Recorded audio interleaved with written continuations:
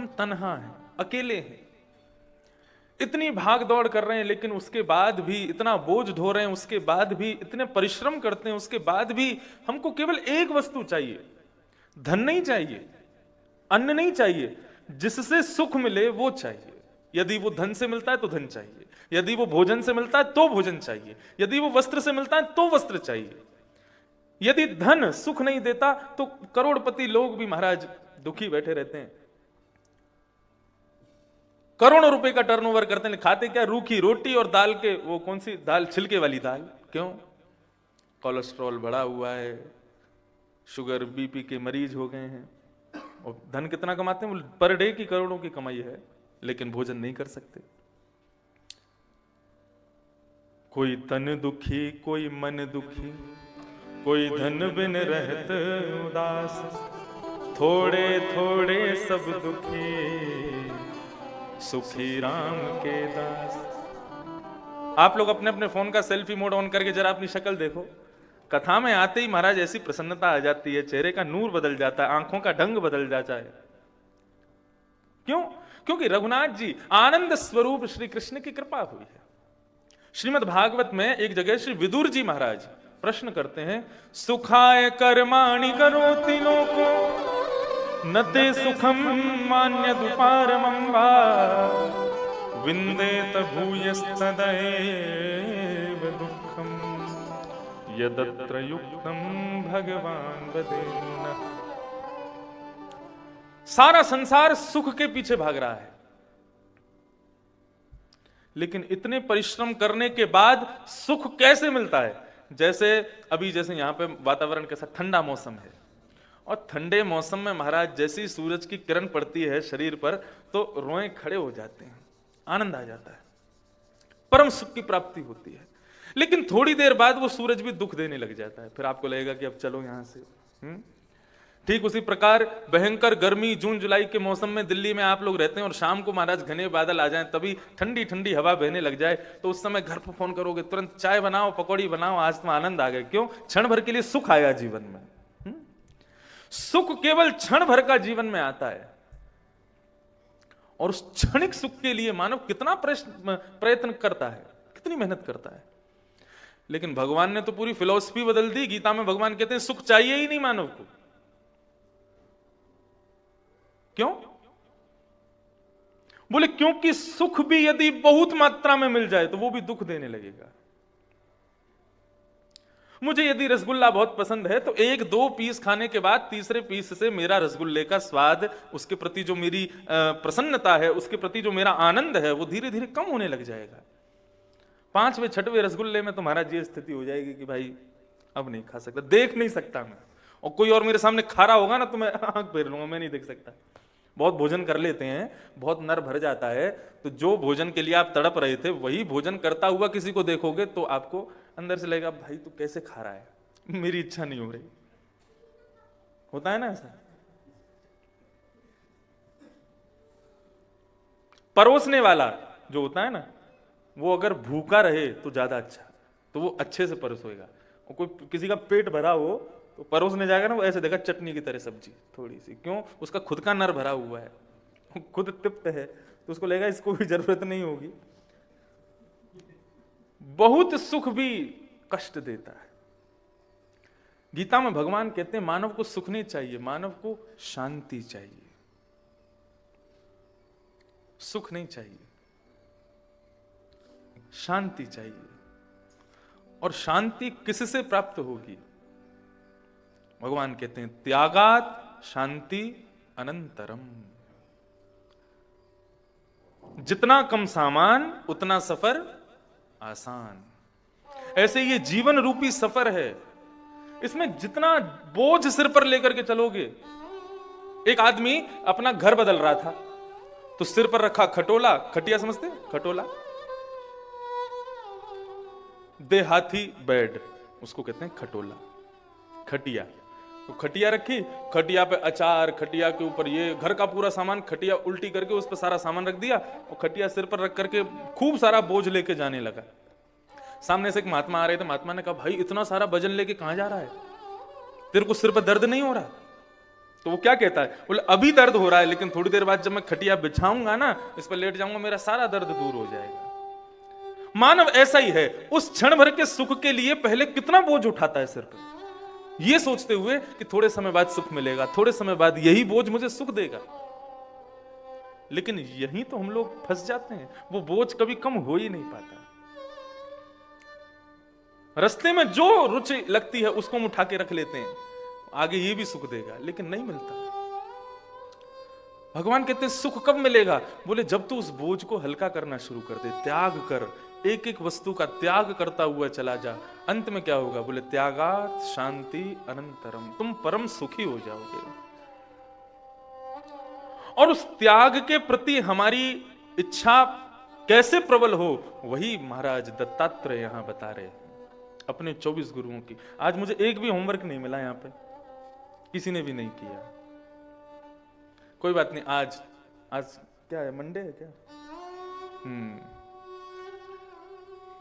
कल ट्यूसडे है, 3 दिन की कथा रह जाएगी। आज जितने गुरु हो जाएं तो फिर कल मुझे पहले से लेके उतने गुरुओं तक का होमवर्क चाहिए। यहां पे आप लोग करेंगे तभी तो आनंद आएगा, तभी तो लगेगा कि हाँ समझ में आया है सबको। महाराज दत्तात्रेय अपने 24 गुरुओं का वर्णन कर रहे हैं। कल कितने गुरु हुए थे? 7 गुरु हुए थे। लास्ट वाले गुरु कौन थे बताओ? सूर्य। चंद्र और सूर्य के बारे में कल विश्राम में हमने चर्चा की थी। पहले गुरु पृथ्वी, दूसरी गुरु वायु, तीसरी गुरु अग्नि, चौथे गुरु जल, पांचवें गुरु आकाश, छठवें गुरु चंद्रमा और 7वें गुरु सूर्य। चंद्रमा का एक गुण है, चंद्रमा के बारे में भगवान दत्तात्रेय कह रहे हैं,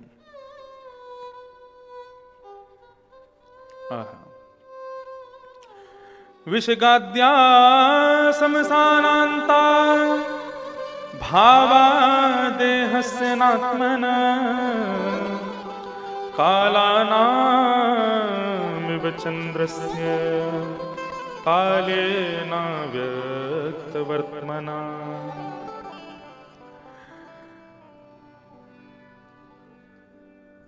चंद्रमा को गुरु बना के मैंने क्या सीखा? पूरी यादनाश्री। चंद्रमा को गुरु बना के मैंने क्या सीखा?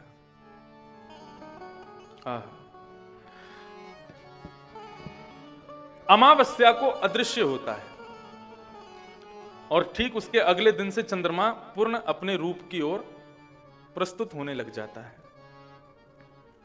पूर्णिमा के दिन पूर्ण रूप में आ जाता है और पूर्णिमा के बाद फिर क्षीण होने लग जाता है। तो चंद्रमा का अदृश्य होने से लेकर के पूर्णिमा तक का जो रूप है, ये हमारा कौन सा रूप है?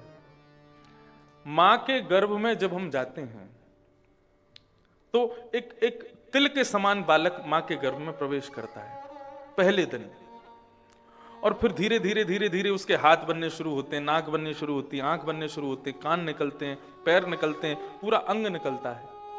उसके बाद फिर वो बालक जन्म लेता है, धीरे धीरे बाल अवस्था में पहुंचता है, पौगंड अवस्था में पहुंचता है, युवा अवस्था में पहुंचता है, धीरे धीरे धीरे वृद्धता को पहुंचने लग जाता है। तो युवा अवस्था है पूर्णिमा। मां के गर्भ में एक तिल के समान पहुंचने से लेकर के युवावस्था तक, ये हमारी वो स्थिति है जो प्रथम दिन के चंद्रमा से लेकर के पूर्णिमा के चंद्रमा का स्वरूप होता है। बहुत ध्यान से सुनिएगा।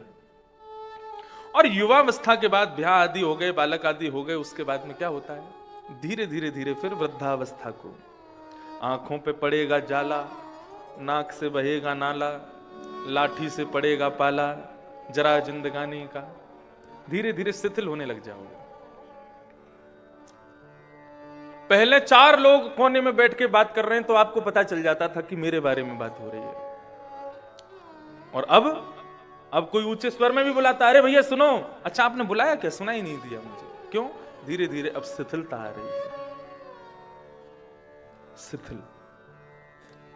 और धीरे धीरे धीरे धीरे वृद्धता को पहुंचते हुए हम मृत्यु को प्राप्त हो जाते हैं। ये चंद्रमा के संपूर्ण 30 दिन के आकार हमारा संपूर्ण जीवन का दर्शन करा देता है। लेकिन आपने एक चीज खोजी, चंद्रमा का आकार छोटा बड़ा पूर्ण अदृश्य होता है, लेकिन उससे चंद्रमा अदृश्य नहीं होता। अमावस्या को आकाश में चंद्रमा दिखाई नहीं देता, लेकिन उसका मतलब यह नहीं कि चंद्रमा है नहीं, चंद्रमा है। चतुर्थी को चंद्रमा यदि तिरछा दिखाई दे रहा है तो इसका मतलब यह नहीं कि चंद्रमा केवल उतना ही है, बाकी के गोलाकार में भी चंद्रमा है, लेकिन वो दिख नहीं रहा है। क्या समझे इस बात से? दत्तात्रेय कहते हैं शरीर का बड़ा होना, मोटा होना, पतला होना, युवान होना, बाल होना, वृद्ध होना, मृत्यु को प्राप्त होना, ये सब शरीर के लक्षण हैं, आत्मा के लक्षण नहीं है। मां के गर्भ में जब एक तिल के समान हम पहुंचे थे, उस समय भी आत्मा पूर्ण रूप में थी। वृद्ध होकर के मृत्यु शैया पर हम लेट जाते हैं, उस समय भी आत्मा पूर्ण रूप में रहती है, उस पर कोई उसका असर नहीं होता। मैंने चंद्रमा को गुरु बना करके सीखा कि भाई शरीर की ज्यादा चिंता मत करो, क्योंकि शरीर तो घटता बढ़ता रहेगा, चिंता करो आत्मा की। वो आत्मा कभी भी घटती बढ़ती नहीं है, उसके ऊपर किसी भी प्रकार का कोई असर नहीं होता है। राजन, तुम मुझसे पूछते थे कि मैं मिट्टी में क्यों पड़ा रहता हूं, मैं वस्त्र क्यों नहीं पहनता हूं, मैं मेरा खाने पीने की शुद्ध क्यों नहीं है? क्यों? क्योंकि मैं चंद्रमा से मैंने गुरु बना करके ये सीखा कि शरीर की चिंता करने से कोई लाभ नहीं है, चिंता आत्मा की करो, क्योंकि आत्मा पर काल का प्रभाव नहीं होता। ये मैंने चंद्रमा से सीखा। चंद्र को गुरु बनाया। कला नामी व चंद्रस्य,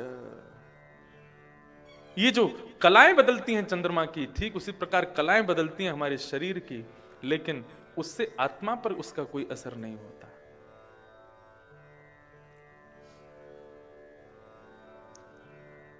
मैंने चंद्रमा को गुरु बनाया। मेरे 7वें गुरु हैं सूर्य। सूर्य से मैंने क्या सीखा? कल भी मैंने थोड़ा बहुत अपने भाव बताए थे, लेकिन दत्तात्रेय क्या कहते हैं? गुणैर्गुणानुपादत्ते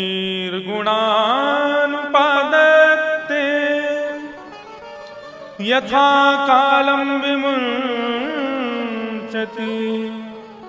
न तेषु युज्यते योगी गोभिर्गाय गोपति। बहुत सावधानी से बैठना पड़ेगा आपको। हम श्लोक गाने लग जाते हैं, श्लोक देख के 2-4 लोग उबासी ले लेते हैं, ऐसे थोड़े ढीले से हो जाते हैं। अरे श्लोक ही तो कमाल करते हैं, इनमें ही तो भाव छुपे हैं। सूर्य का एक नवीन नामकरण दत्तात्रेय करते हैं। क्या? गोपति। गो किसे कहते हैं?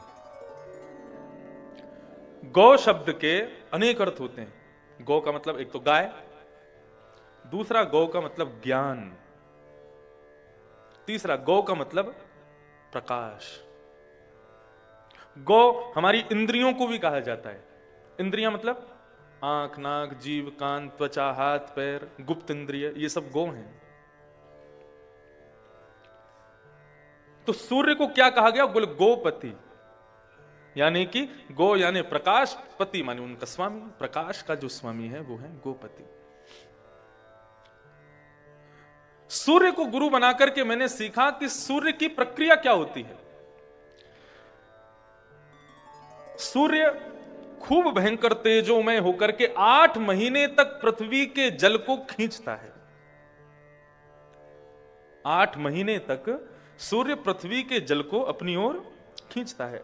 इतना भयंकर तपा देते हैं पृथ्वी के जल को कि वो वेपर्स बनकर के आकाश में उड़ने लग जाता है, और आकाश में लेकर के उसको बादल के रूप में संग्रह कर देता है।